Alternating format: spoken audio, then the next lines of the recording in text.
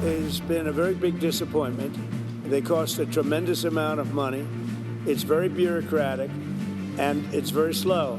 The Constitution doesn't give birthright citizenship to people that are here illegally. I think that's the decision of the Constitution. And we're going to stand on democracy here, and we're going to fight for all of our residents in this city. I think the credibility of the Republican majority is on the line with today's vote. Hello, everyone. I'm Major Garrett in Washington. Welcome to America Decides. Whew. Summarizing week one of the new Trump administration would take hours. As you well know, we don't have hours.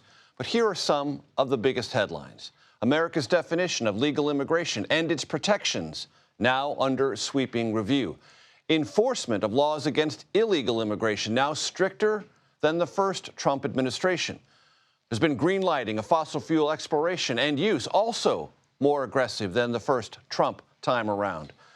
There's a new emphasis on cutting taxes, building artificial intelligence, and accelerating the use of Bitcoin and other digital currencies, using the federal government's power to expand all of those. And then within a federal government, new strident hostility to diversity, equity, inclusion. That will clearly echo through the 2 million-member federal workforce and quite likely send shudders through the private sector.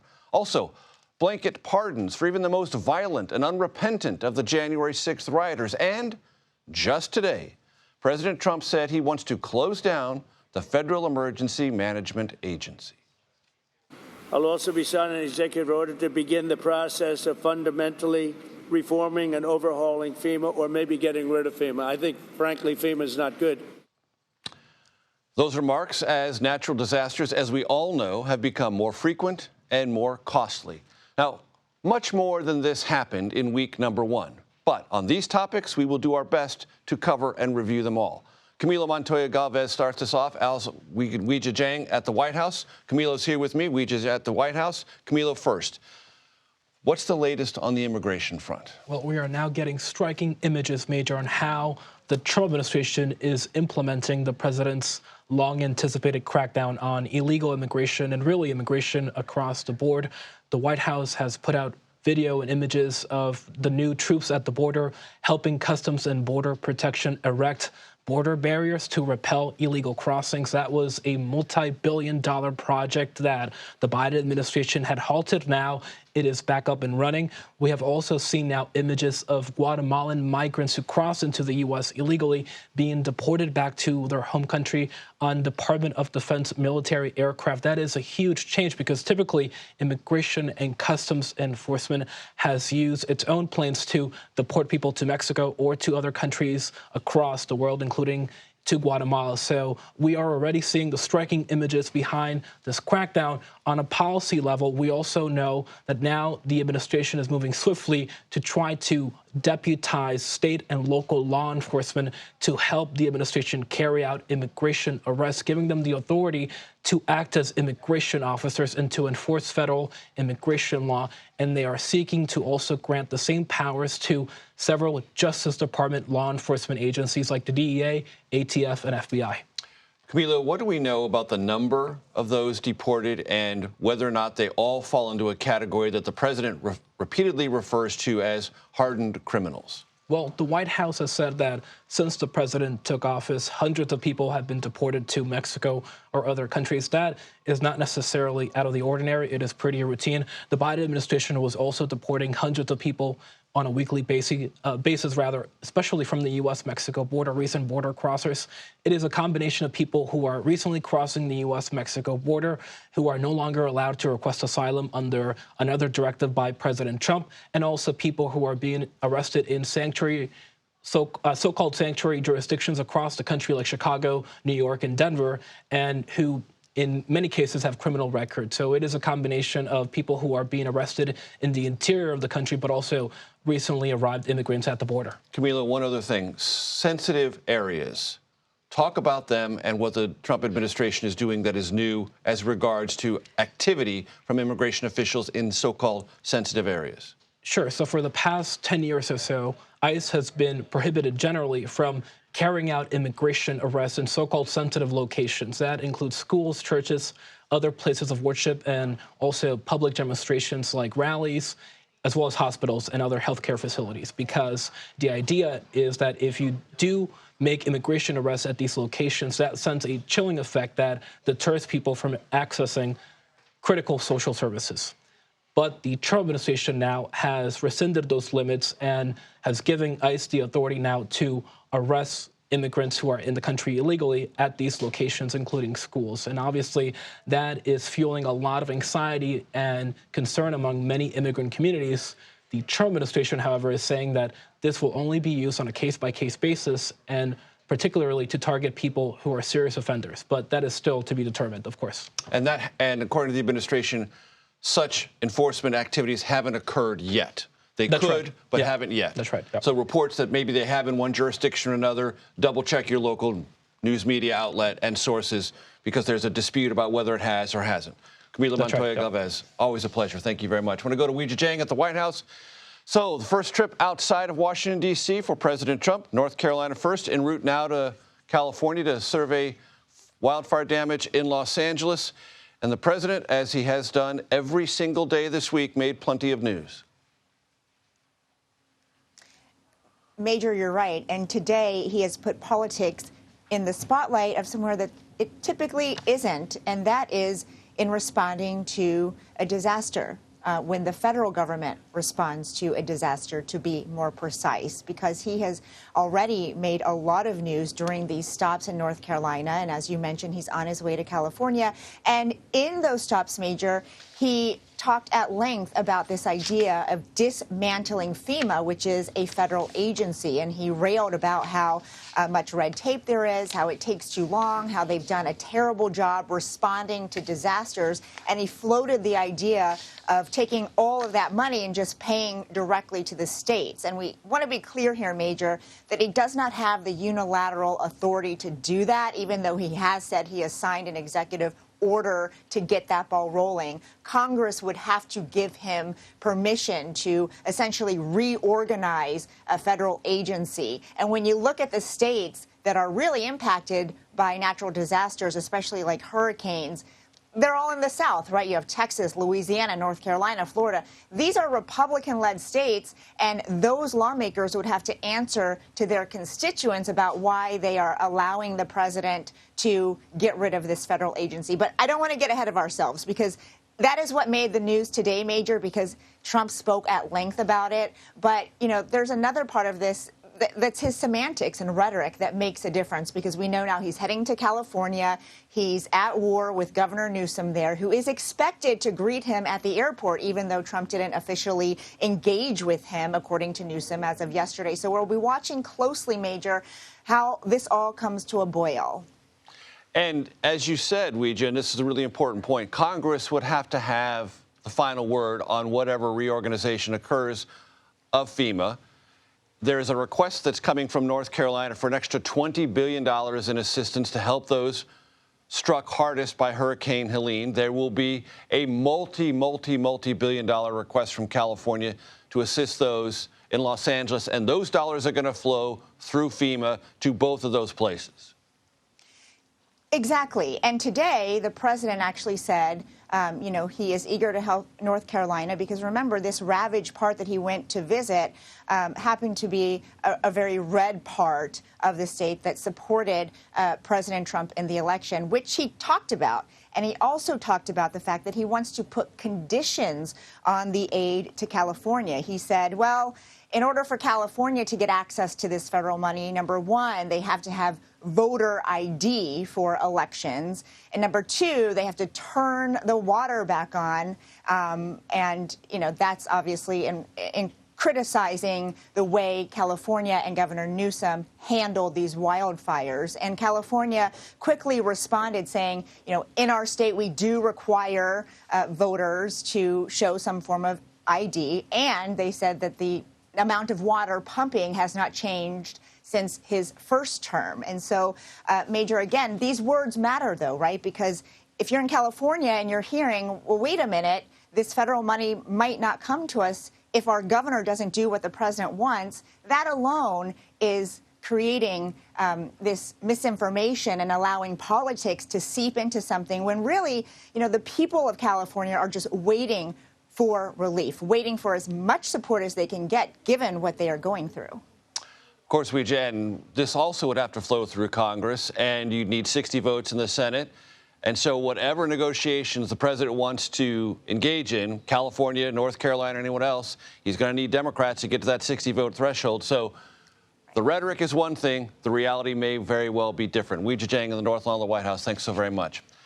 President Trump met with 3 House Republicans who kept their seats in districts won by former Vice President Kamala Harris. One of them joins us next to discuss the president's proposed tax cuts, as well as some of his own ideas. That's next. You're watching America Decides.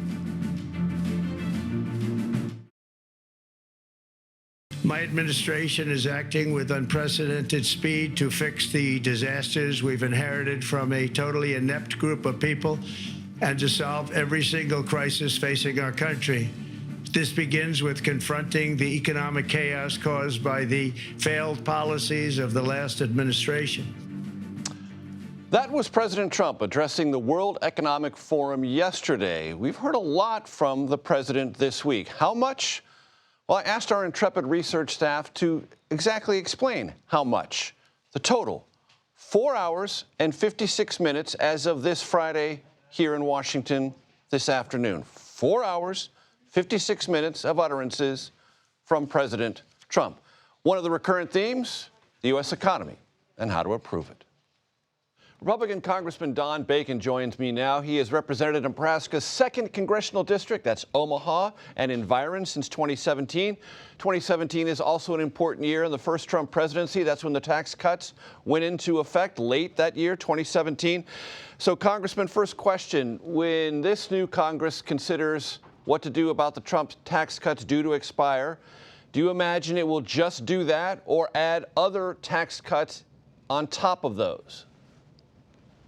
I think it'll be largely the tax cuts for 2017, but there will be some tweaks to it. Like, for example, the president has campaigned on reducing taxes for those who get tips, like our waiters and waitresses, and really the working class people in our country voted heavily for President Trump, and I think he's going to want to ensure that that's added in there. In fact, I have a bill that does reduce taxes on tips and also for overtime and working 2 jobs. I just think people are trying to get ahead. We shouldn't put them into a higher tax bracket. But there'll be some of that added in there. I think the biggest challenge on the Republican side, or at least, and I think a lot of Democrats would agree with this, is how we're going to handle salt. Salt is a hand grenade in this whole discussion. And it's, a lot of folks who are from poor or lower tax states don't want to adjust the salt. But if you're from the Northeast or California, salt's a deal breaker. So that's something we're going to have to work our way through. And for the benefit of my audience, Congressman, indulge me for just a second. Salt, in this context, is not what you put on your food. It is state and local tax deductions, currently capped at $10,000 per year. Those in high tax states, meaning states with high taxes in their jurisdiction, want that cap raised to better allow the residents of those states, New Jersey, New York, California, just to name 3, get along better economically. That's a fair summarization, is it not, Congressman? No, you're absolutely right. And I do think it should be adjusted. I mean, I'm from, Nebraska, and we have a fairly high property taxes here, nothing like what you see in New York or New Jersey. But I do think this, having $10,000, and that was done in 2017, when you don't adjust for inflation, $10,000 today is not the same as $10,000 in 2017. And I think we should at least raise those caps or adjust them for inflation. Or I think we should also look at a marriage salt rate, where if you're married, you get $20,000 or it's double. But so there's some things I think we can do, but it's expensive. Sure. And you had a conversation with President Trump with some of the advocates for those kind of alterations this week. How did that go? I do believe the president's committed to adjusting salt. What that looks like, I don't know. I mean, some folks, even on the Republican side, but I would tell you on the Democrat side, they would want no salt cap at all. I mean, endless deduction. I don't think that's going to happen because that's too expensive and that takes away the ability to, keep everybody else's taxes lower. But I do know it's going to be adjusted. That's just a fact of life. Whether it goes to $20,000 or $30,000 or we do a marriage-based tax rate, there's going to be an adjustment there. And I think it's right. but two, it's reality. If we want to get these tax cuts extended, this is going to have to be fixed. And Congressman, you've indicated the concern about the expense of these tax cuts. President Trump has suggested that some of the way to pay for them is revenue generated by tariffs. Do you believe that that tariff revenue can offset the cost? And those tariffs will not just then be passed on to American consumers in terms of higher prices? Yeah, I've always had concerns for tariffs because, for one, I'm in an agriculture state. Tariffs one thing we do well in our country is we know how to produce corn, soybeans, beef, and pork at a price that nobody can compete with. And when we go after, say, China's exports, well, they try to block that our ag, and that's true with other countries. So I have concerns about it.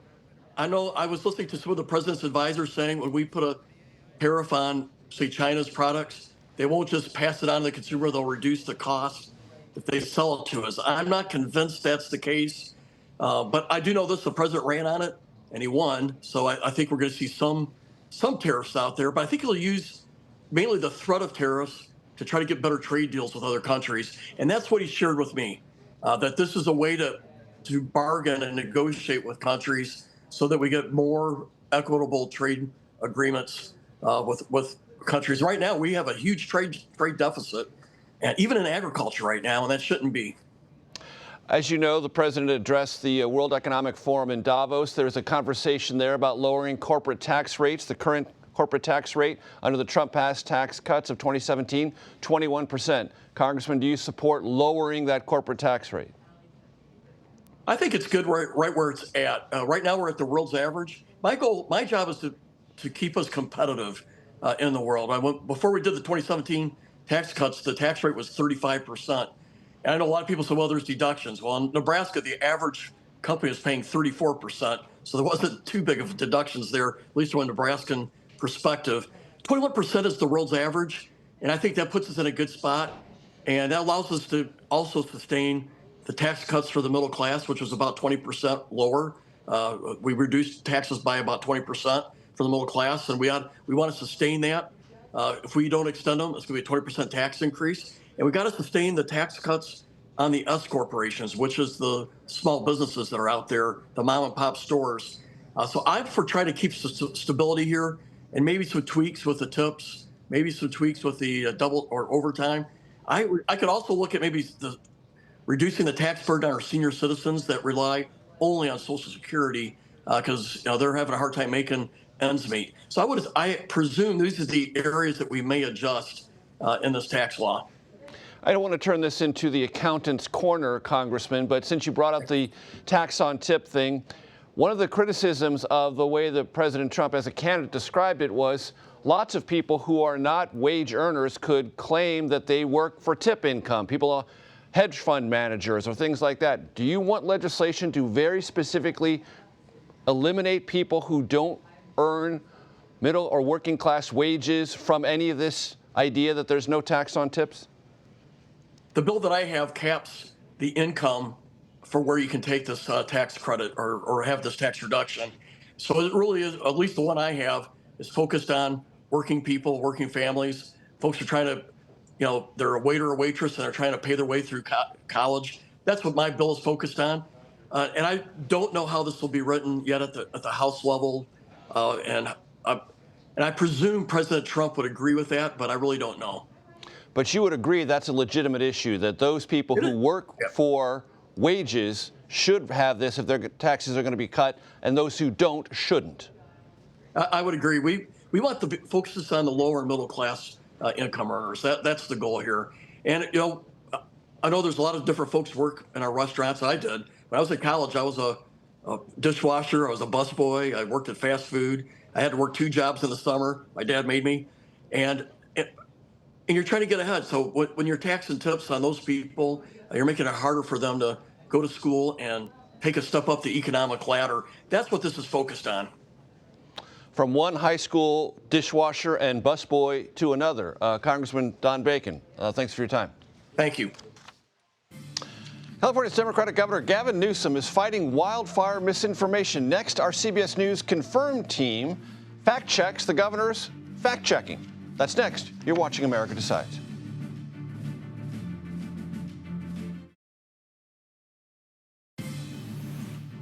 Welcome back to America Decides. Thanks for staying with us. CBS News Sacramento investigative reporter Julie Watts and the CBS News Confirmed team have combined forces to fact-check Governor Gavin Newsom's, that's California Governor Gavin Newsom's website designed to combat what he and others in his administration describe as wildfire misinformation.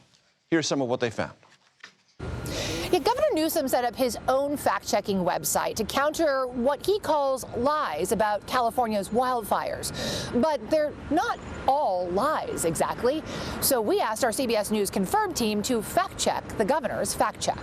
I ask you, we've got to deal with this misinformation. There were hurricane force winds of mis and disinformation, lies. Misinformation after a disaster is nothing new, but Governor Newsom's approach to combating it certainly is.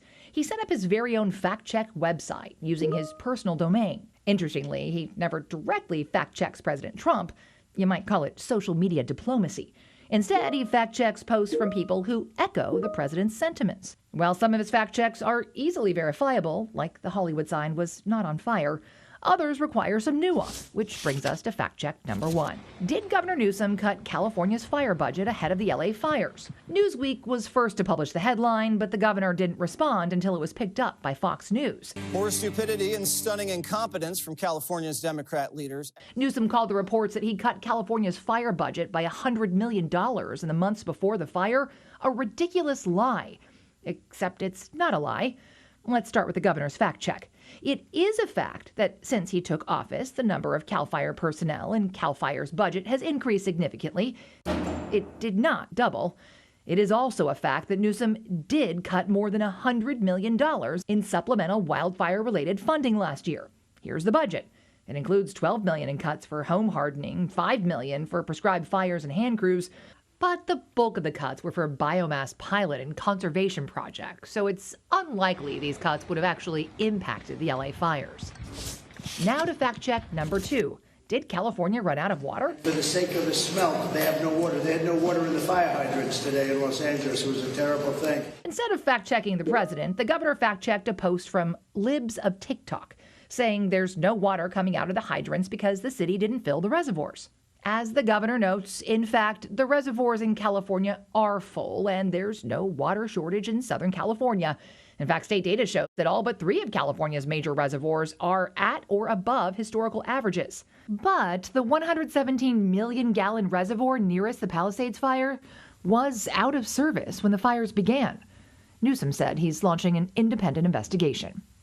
Now, it's worth noting that the reservoir is not the reason the fire hydrants ran dry. According to LA city officials, they did have 3 1 million gallon water tanks feeding those hydrants, but those tanks ran out of water by the second morning of the firefight. They say it wasn't due to a lack of water, but rather unprecedented demand. They say they couldn't fill the tanks fast enough to get enough water pressure to then feed back to those hydrants. So a lot of important context and nuance here.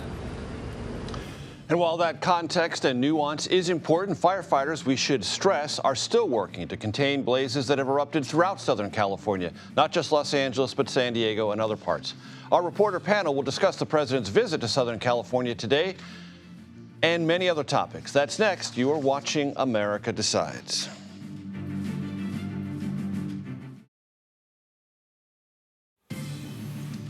Welcome back to America Decides. Our reporter panel is here. Tom LoBianco is co-founder and national politics reporter for 24 Site News. Maeve Reston is a national political reporter for the Washington Post and joins us from Los Angeles. Maeve, I want to start with you because that's where President Trump is heading, and he created quite a stir today talking about FEMA and mismanagement and California and restrictions on potential, well, we all know there's going to be federal assistance to Southern California. What has been the reaction there to the degree you've been able to detect it? Well, so obviously he's been making these threats about placing conditions on wildfire aid to California all the way through the presidential campaign, and then more recently on Truth Social. Today he was more specific about talking about these 2 conditions, one being voter ID, as I understand it, and then this piece of water policy policy that he's been absolutely obsessed with, which where he argues that Northern California should be sending more water down to Southern California. And Gavin Newsom's response, the governor of California's response to that has been there is no connection between sending water from Northern California down to Southern California in relation to the fires. There's no spigot to turn on. And in fact, as the reporter who just spoke about her fact check noted, the state reservoirs in Southern California were full. Yesterday, Governor Newsom had this press conference, a kind of preemptive strike against Trump. He's playing a very cautious hand, saying that he was going to go to the airport and meet President Trump, even if he wasn't invited to greet Air Force One, although now the Trump team has acquiesced and will allow Newsom to greet him. But he is trying to get the message across that there should be no conditions on fire aid. And it's something that the governor's aides and many people here in California are very worried about because obviously the damage estimates are gargantuan, and California will need the kind of matching assistance or reimbursement for all that damage that has so often been given to other states when these fires take place. But obviously Trump and Newsom have a very antagonistic relationship. Newsom has been trying to reset that a bit, dialing back his comments, sending a letter to Trump asking him to visit. But that's going to be a tension point, I think, for many months to come as Newsom tries to navigate this new reality where he's basically going to be begging for federal money for California. And much of that will also flow through Congress, and Congress will have a significant say on this. Tom, I want to talk to you about something else that the Senate will have a big say on, which is RFK Jr.'s confirmation hearing next week. You wrote a biography of Mike Pence. Mike Pence is in a very particular kind of wilderness politically. He was at the inauguration. He shook the president's hand at Jimmy Carter's funeral. And he's opposing RFK Jr., trying to maintain his relevance in the political sphere, have some influence, but he knows he's on the outs. It's remarkable. If you look at somebody who has been put to pasture politically, we shouldn't be hearing from him under the old rules of politics. Right. We're in a new world. Right. His group, Advancing American Freedom, still gets plenty of money, still hires plenty of staff. He's ensconced in the pro-life, anti-abortion movement. And of course, the timing of this, very conspicuous, actually, if you think about it, with RFK Jr.'s nomination coming up right as the March for Life is happening here in D.C. So this is a very big deal. Pence is always... This is how I pitched the book to my agent. I'm like, this guy looks boring. I don't know how he does it. Actually, I do know how he does it. He's masterful at inserting himself into situations at precisely the right moment. And he did it again here with this. So he's hitting a pivot point. And if you look at RFK Jr., so HHS deals more with... Health and Human Services, right. Deals more with spending to the states. Pence used to do this when he was governor, the battles over abortion policy and the Medicaid expansion. And when he was doing that, he was fighting Obama, and he was very good at positioning himself against Obama on his way up. RFK is maybe not pro-choice, but certainly not pro-life. And this is the big wedge. Has a long track record, lots of sound bites, lots of things attributed to him. Yes. In this space. And it's ironic because if you look at, Pence helped get Trump in front of the March for Life crowd back in 2017 on video, and then in person, I think 2019 or 2020. Trump will be marching with J.D. Vance in the parade for this. And of course, Vance is ascendant right now. A lot of talk about him for 2028. But Pence is reminding people that, hey, this guy will be overseeing the money with regard to abortion. And some of the regulatory decisions that flow through HHS. Do you have any sense that this advocacy from Pence will get the attention of Senate Republicans and possibly jeopardize RFK Jr.'s confirmation? I don't know that it's enough to tilt the nomination, certainly not in the way that Hegseth or Gabbard are in trouble right now. But it'll put a lot of pressure on in the hearing. Maeve, I want to go back to you because what is the situation as fires continue to not just burn, the original ones, they're moving toward full containment, but other fires have broken out in the Los Angeles area. There are rains coming, as I understand it, forecast this weekend. Lots of complications. Lots of complications. And, you know, a lot of people living here in LA who feel really traumatized by how quickly these fires have moved. We saw the Hughes fire the other night, racing well across 8,000 acres in a matter of hours and endangering homes. And now we have rain forecast for the weekend. So Los Angeles Mayor Karen Bass, who's also quite embattled at the moment, was out this week, you know, showing sandbags and dump trucks full of sand and K-rail that they were going to put up to keep toxic chemicals from flowing into the ocean. But, you know, a lot of this is sort of a moment where Californians are having to come to grips with these dangers that they are living with every day. And so the added layer of members of Congress, Republican members of Congress, talking about setting conditions on wildfire aid has really enraged a lot of people here. And this meeting that Trump is about to have in Los Angeles with a lot of local officials, they are hoping to really convey to him that, you know, there are a lot of people in Los Angeles who voted for him. And there are a lot of constituents that he needs to take care of, just as presidents have in many years past. In disasters and every day, we're all Americans. I know the local officials will be reminding the president of something that he sometimes, maybe just with a rhetorical flourish, tends to diminish or overlook. Tom LoBianco, Maeve Reston, thank you very much. Thank you, Maeve. Anthony Scaramucci's time as White House Communications Director for the first Trump administration, short-lived, but in its own way memorable. He joins me next to discuss Elon Musk, cryptocurrency, and all things Trump. You're watching America Decides. Welcome back to America Decides. Anthony Scaramucci was once inside the Trump inner circle, then he was on the outside, and basically since then, kind of a critic, an observer, but mostly involved in all the financing and questions and regulations surrounding cryptocurrency. Let's bring in Anthony Scaramucci, who served ever so briefly as White House Communications Director during the first Trump presidency. His new book, The Little Book of Bitcoin, comes out next month. Anthony, great to see you. He comes to us via Zoom from Manhasset, New York. Do me a glossary check, Anthony. Bitcoin, stablecoin, meme coin, tokens, are they all the same thing? No, and so what Bitcoin really is, and without giving up too much detail on television to bore people, but it's become a durable, stable, long-term store of value. And I say stable because it's never been hacked. It's sort of impregnable, and it's scarce, and it's immutable.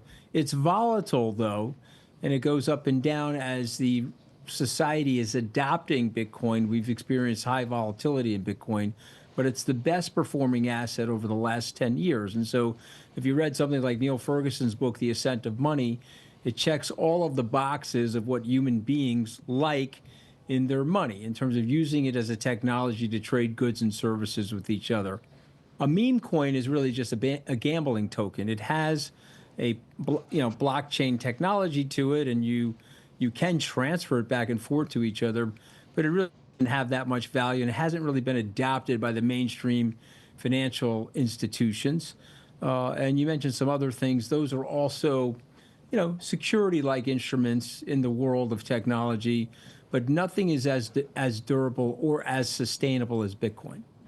And President Trump, right before Inauguration Day, created his own meme coin. What is your reaction to that?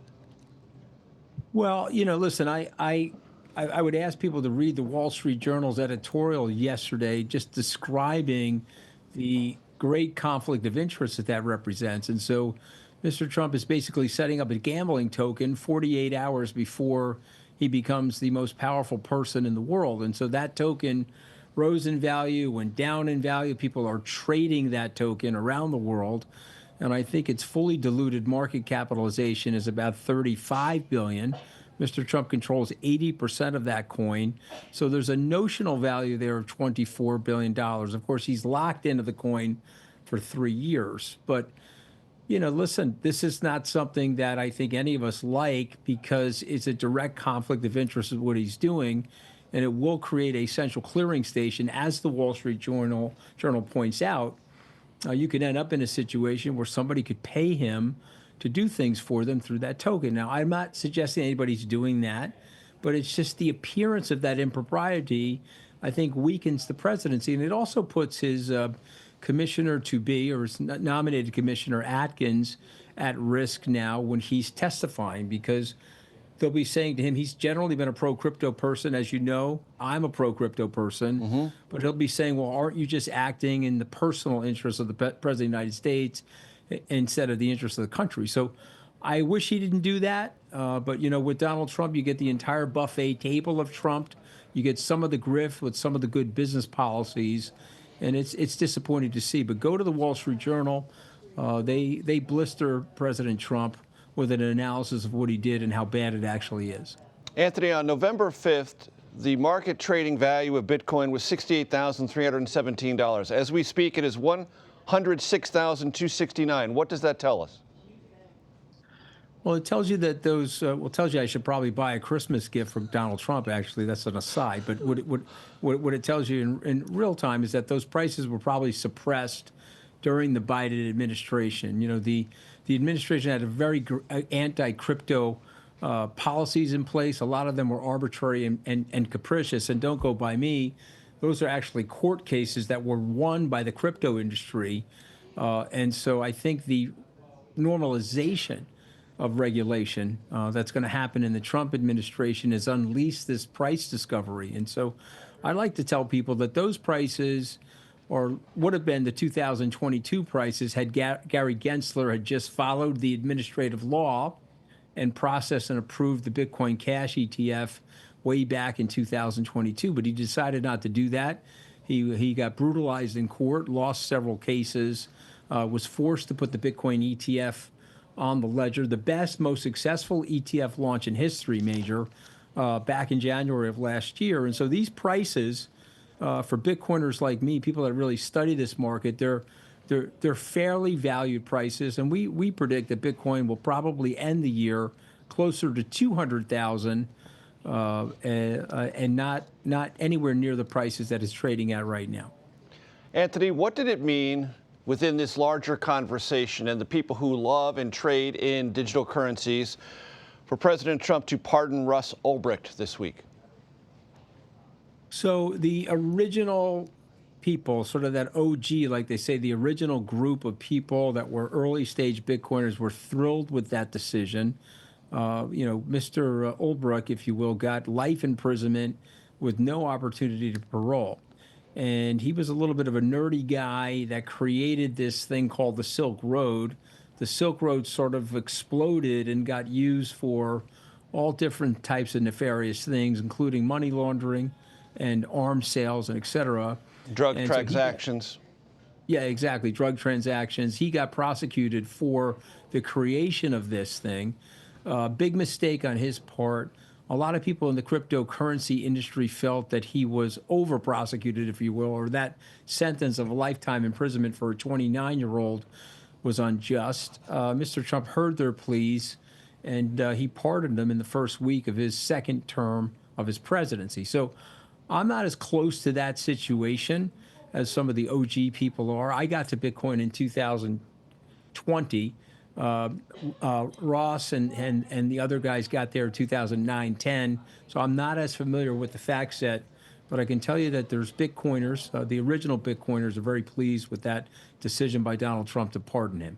Anthony, you know President Trump somewhat well. You know those in his inner circle. What, from your vantage point, is the sell-by date of the Elon Musk-Donald Trump relationship? Well, listen, I mean, the president's telling people that he's being patient with Elon and that he thinks Elon will grow tired and less interested in what's going on. Of course, now that the president is actually president, he's inside the White House, and there's a little bit harder access points to a president of the United States than to a president-elect. But I guess the real issue, and journalists like yourself should be asking this, Elon is badged to go in and out of the White House, and so he has access, and there is talk about him eventually getting an office in the old executive office building. And if that's the case, God bless. He's a very talented and capable person. But I guess the open question would be, can you be badged to go into the White House, sit in those policy meetings, and also run SpaceX and Tesla and things like X, if you will, and so many other companies that he's brilliantly managed to run, operate, and control. So the operating question is, are we going to allow business leaders into the White House and have a dual role like that? It sounds like there's a conflict of interest. There's probably ethical rules or ethical standards inside of Washington that would probably prevent that. And so all I would say to Mr. Musk, who I think is a very talented person and could be very helpful in making the government more efficient, is to shed his other roles and focus on the role that he's seeking in public service. I think it'd be very difficult to do both those roles. Anthony Scaramucci, always a pleasure, sir. Thank you. Hey, good to be on with you. Thank you. Jubilation inside Washington's National Zoo. Why? Because the there you see him, giant pandas are back. More on that next. You're watching America Decide. Welcome back. After a long wait, 2 new giant pandas made their public debut earlier today at the National Zoo right here in Washington. Our Caitlin Huey-Burns braved the cold and got a first look. It's pandemonium at the National Zoo in Washington. The gates swung open and crowds rushed in for a glimpse of 3-year-old giant pandas Bao Li and Xing Bao on public display for the first time Friday. This family made the trip from Cleveland, Ohio. It's just fantastic to be able to experience this as a family. The giant pandas arrived special delivery back in October and took a few months to settle in. Zoo officials say the pandas have adapted well to their new home. It's fun to get to know them, what they like, what they don't like. Qingbao loves to climb trees, so her happy place, she'll just climb to the top of a tree and be happy up there. The pandas are more than just cute. They're part of a conservation program, a historic partnership between the U.S. and China going back half a century. The panda house at the National Zoo has been empty for more than a year after a previous panda agreement expired. But a new deal brings these furry friends back for at least the next decade. These animals don't come cheap. The zoo pays its Chinese counterparts $1 million a year, but they figure they make that up in revenue inside the park with so many new visitors coming, and that all goes to panda conservation efforts. What do you like about them? I like their bamboo. If you can't make the trip to see the pandas in person, the Smithsonian's got you covered. The zoo relaunched the Giant Panda Cam if you need a little pick-me-up during the day. I just love how roly-poly and pudgy they are and how they walk all funny. Everything about them is just the cutest. A little cuteness goes a long way. Caitlin Huey-Burns, CBS News, Washington. And Doug Williams, the Super Bowl most valuable player.